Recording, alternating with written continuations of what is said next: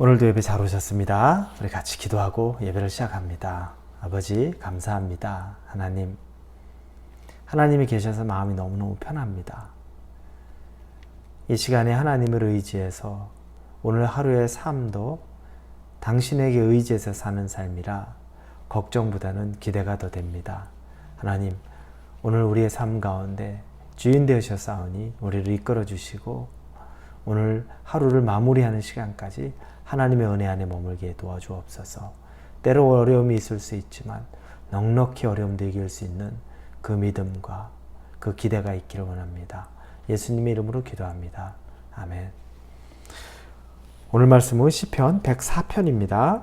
10절에서 24절입니다. 시편 104편 10절에서 24절입니다. 우리 같이 읽을까요? 시편 104편 10절에서 24절. 여호와께서 샘을 골짜기에서 솟아나게 하시고 산 사이에 흐르게 하사 각종 들짐승에게 마시게 하시니 들나귀들도 해가라며 공중의 새들도 그 가에서 깃들이며 나무가지 사이에서 지저귀는도다. 그가 그의 누각에서부터 산에 물을 부어주시니 주께서 하시는 일의 결실이 땅을 만족시키는도다. 그가 가축을 위한 풀과 사람을 위한 채소를 자라게 하시며 땅에서 먹을 것이 나게 하셔서 사람의 마음을 기쁘게 하는 포도주와 사람의 얼굴을 윤택하게 하게 하는 기름과 사람의 마음을 힘있게 하는 양식을 주셨도다. 여호와의 나무에는 물이 흡족하며 곧 그가 심으신 레바논 백향목들이로다. 새들이 그 속에 깃들이며 학은 잣나무로 집을 삼는도다. 높은 산들은 사냥을 위하며 바위는 너구리의 피난처로다.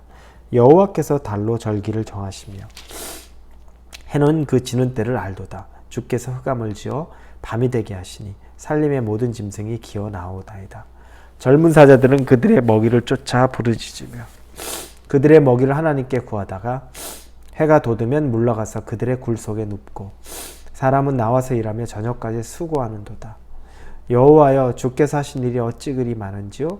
주께서 지혜로 그들을 다 지으셨으니 주께서 지으신 것들이 땅에 가득하니이다. 하나님의 주권, 하나님의 인도하심, 그리고 그것들을 생각하면서 하나님의 주관하시는 삶에 대해서 생각해 봅니다. 즉, 주권이 그분에게 있으면 결국 하나님은 질서를 당신이 잡으신다는 겁니다. 하나님이 질서를 잡고 움직이고 하실 때에는 어느 순간 하나님을 거스르지 못할 때가 우리가 있습니다. 예전에 제가 청년 때 훈련을 받았던 전도사님이 계셨는데 그분이 삶이 굉장히 어려울 때 있습니다. 근데 그때는 특히 하나님의 훈련 과정 가운데 있었다고 본인이 고백을 했어요. 하나님이 막으시는 경험들을 많이 했는데 그 당시에 하나님이 막으시니까 정말 물 한 모금을 먹을 수 없었다는 고백을 저에게 들려준 적이 있었습니다.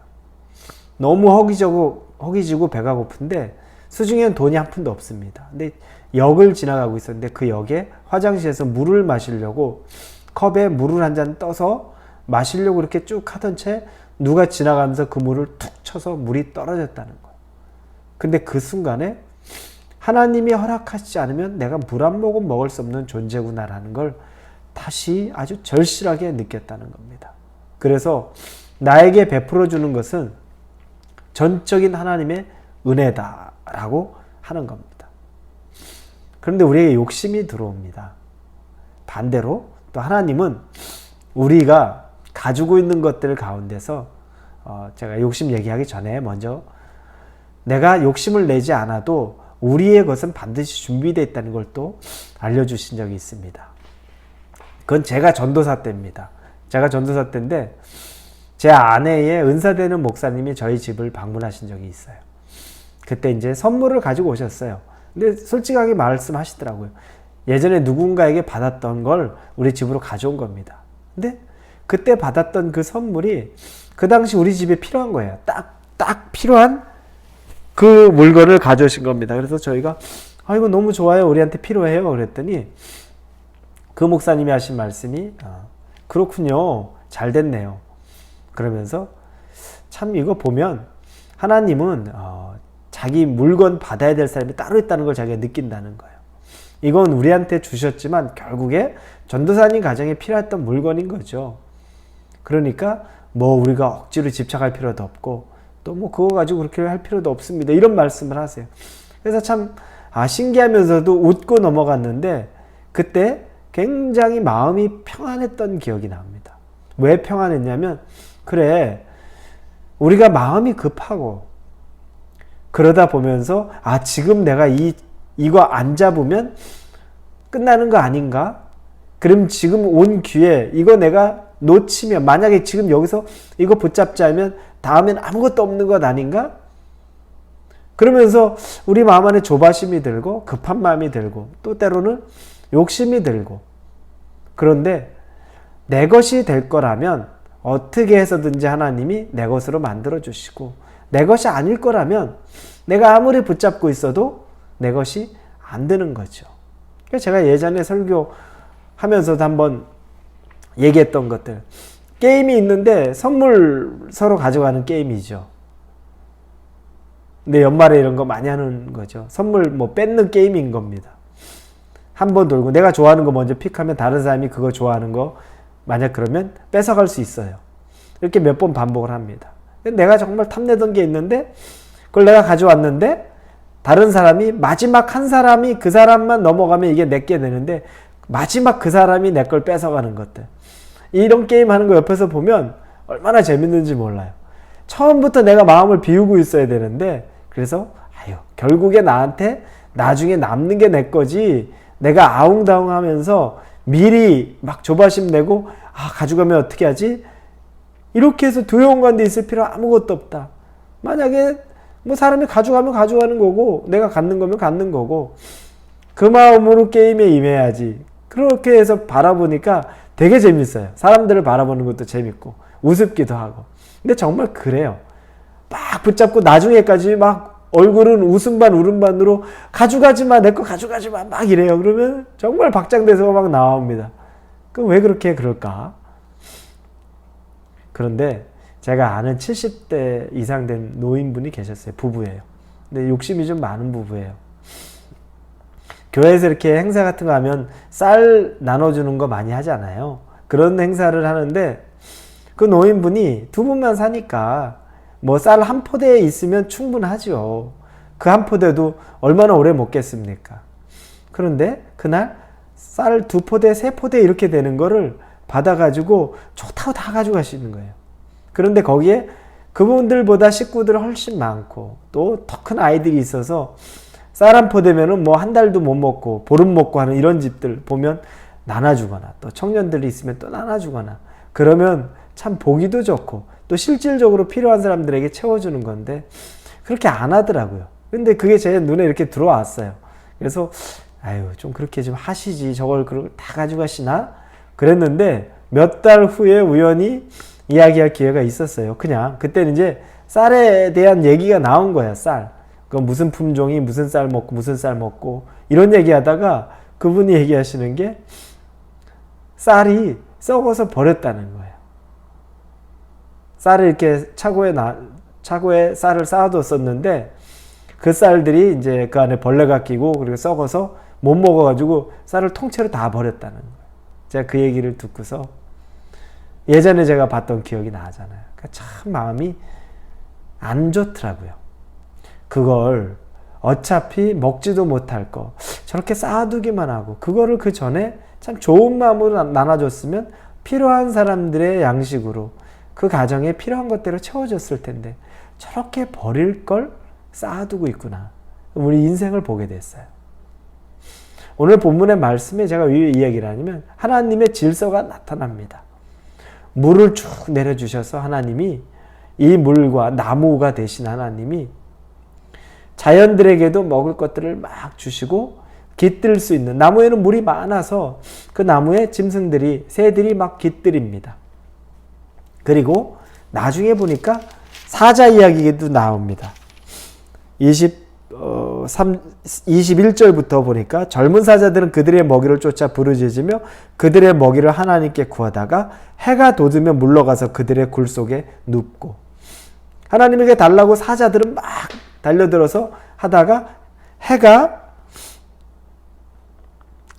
해가 돋으면 물러가서 그들의 굴 속에 눕는다는 겁니다. 그리고 그 다음 절에 사람은 나와서 일하며 저녁까지 수고하는도다.